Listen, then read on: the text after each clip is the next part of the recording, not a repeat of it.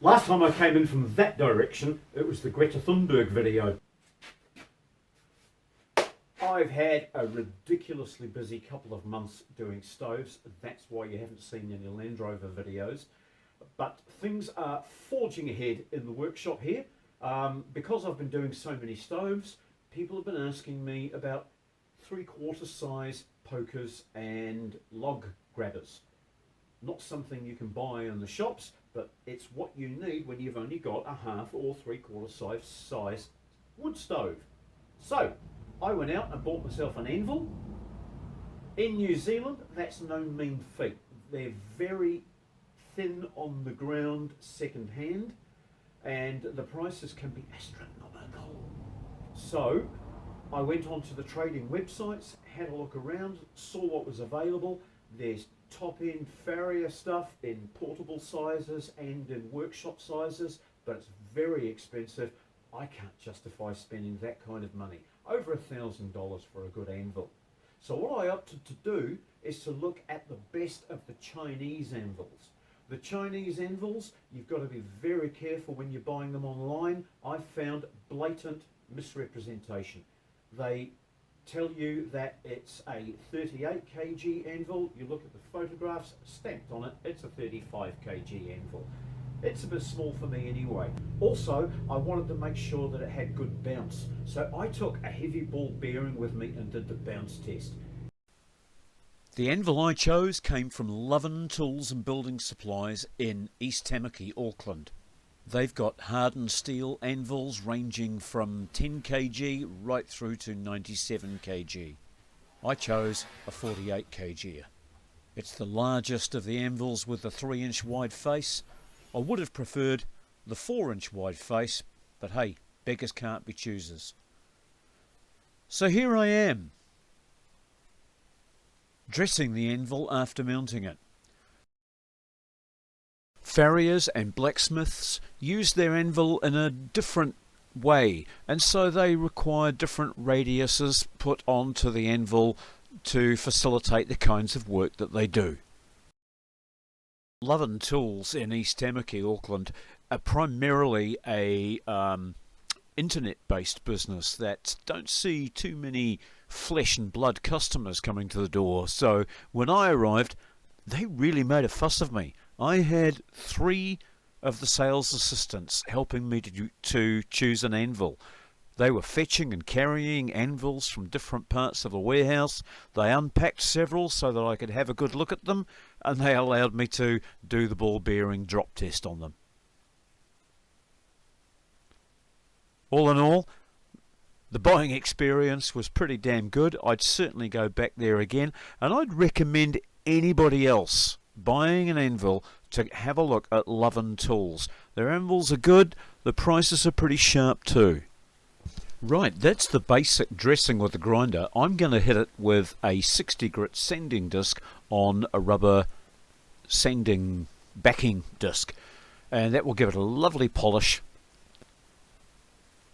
It used to have a nasty ridge right down the centre there. I've removed all that, smoothed out underneath.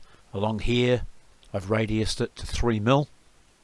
Some people take up to 5mm, but I think 3 for a start.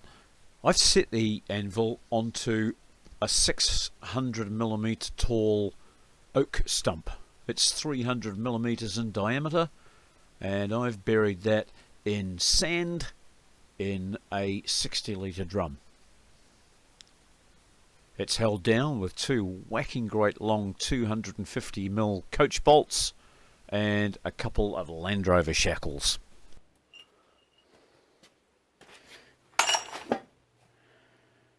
I've just been rummaging around in one of my useful boxes, and I found these Land Rover shackles which are worn. I could have refurbished them and used them on another Land Rover, but Land Rover parts are actually quite cheap. But what I'll do is I'll grab the 2 outers that don't have this threaded boss on them. They're plain, and I'm going to drill a hole in the middle of these 2 because they will work really well as hold down brackets. I'll just put a hole through here and the bolt can go straight down to there. a quick centre punch in the middle of each one to get started.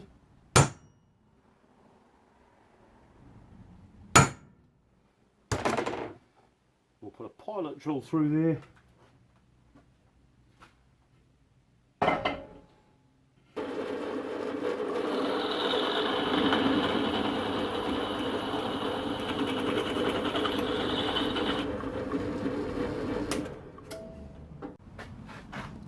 So, I've used these two Land Rover shackle plates, which were a little worn to go back onto the Land Rover. I could have refurbished them, but Land Rover parts are so cheap, why bother?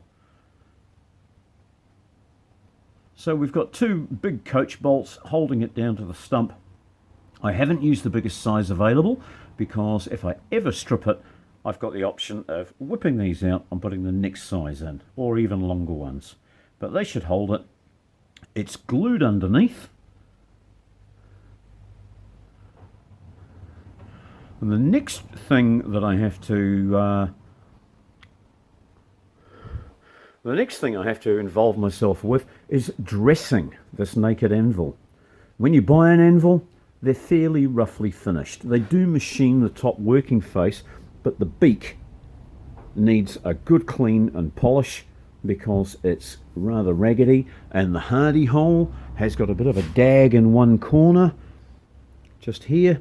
I'm going to have to file that with a square file and get it nice and open. Then I can start making some Hardies to go in there. And the two most common ones that people use are a bending jig and a cutting blade. So basically, the cutting blade is a cold chisel that you don't hold in your hand. You put it in here and hammer down onto it. And the other one is two forks made of stout round bar, and they go onto a peg that also fits in the Hardie hole, so you can bend metal around them and do tight bends that you can't manage over the beak. And the other thing I'm going to do is dress off this edge. It's sharp, and all it's going to do is damage the steel if I start hammering over that. So I'm going to round these two sides off to a nice 1/8 inch radius, a 3mm radius. And then my anvil will be ready to use. And of course the perfect accompaniment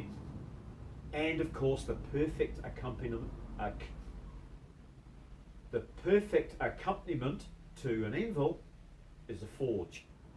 Forges also over $1,000 to buy in New Zealand, but they're made right here by specialists. I had a look at the photographs on the website, got back onto YouTube, searched a few details on the actual burner part that creates the flame, and I made this. This is the forge that I made for a total cost of under $100. I'm going to show you how I did that in a future video. Now, a gas forge is great for quick jobs. You fire it up, it's up to heat within 2 or 3 minutes. And you can have red steel within that time. But they're noisy. They sound like a jet taking off. If you're going to be working and forging all day, a nice quiet coal-fired forge is the way to go. And I'm going to show you how to make one of those too in an upcoming video. Now while we're on the subject, I'm just a guy who can't say no. I've been to the dump to get rid of my scrap steel, and I brought this home. It's a little rusty around the edges, but perforated sheet costs a fortune, and it's hard to find just what you want as a scrap. So this is perfect. This could be made into a basket for quenching, or for for quenching hot steel in oil. I'll make a little basket that can go into a vat of oil out of that. Right, it's not much of a tool, but it does get me out of a bind from time to time. It's a $10 burner. I think mainly they're used for chefs, for just putting a slight burn on the top of meringues and melting cheese and things like that. But here in the workshop, it gets me out of a bind every now and again without spending big money. I've burnt the paint off here, heated it up, straightened it out. Quite happy with how straight it is. It was a bit tough because there's two tubes, one inside the other. But the great thing is, I've got it so that it pulls in and out by hand. So it's as good as new. It's a bit scruffy. And I don't know what I'm going to use it for, but one of these is a good $50 if you need to buy ones. And this thing looks as though it's one of those cargo restraints that people put inside vans to stop goods sliding forwards. And it's obviously done a bit of cargo restraining. So I'm going to see if I can give this a warm up and bend it back into shape and make it usable again. If not, it'll get cut up into little pieces and used for something else. So I'll just stick it in the corner, and if I ever find myself in a bind where something needs to be jammed into position, I've got a tool for it. If you're going to be working and forging all day, a nice quiet coal-fired forge is the way to go, and I'm going to show you how to make one of those too in an upcoming video. Stay tuned to Tiny House and Off-Grid Resources.